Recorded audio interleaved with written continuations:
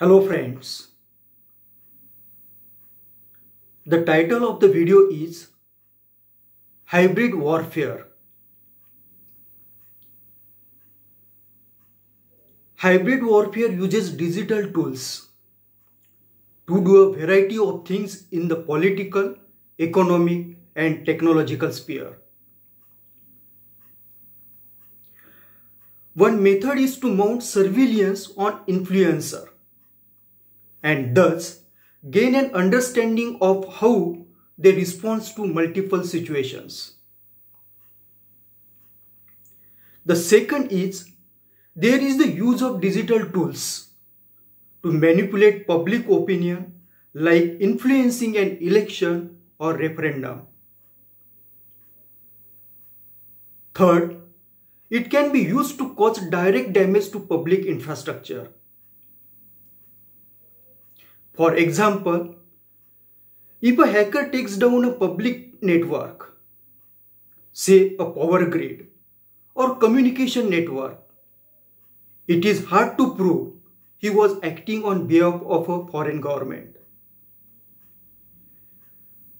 Modern nations rely on digital systems to deliver the governance.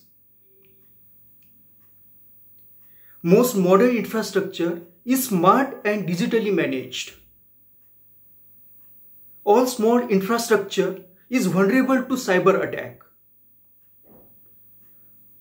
Apart from the telecom network, power grid are especially vulnerable.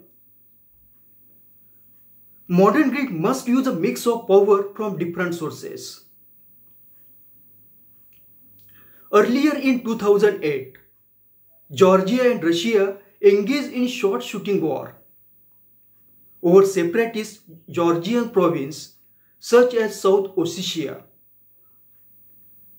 Again, it may have been coincidental, but the entire Georgian internet went down, making it near impossible for the Georgian government to function. At almost the same time 2009-2010,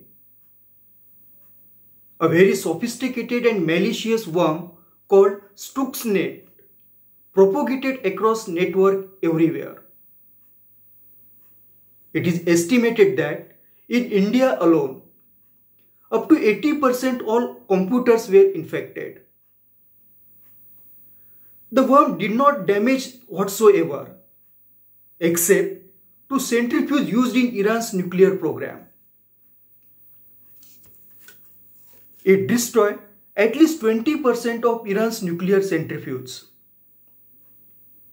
It is believed that this worm was a joint Israeli and US efforts, but both countries denied the charges. To conclude, in hybrid warfare scenario, the hacker may simply encrypt the data and disappear. India's Aadhaar database could be prime target for such an attack. Thank you for watching my video.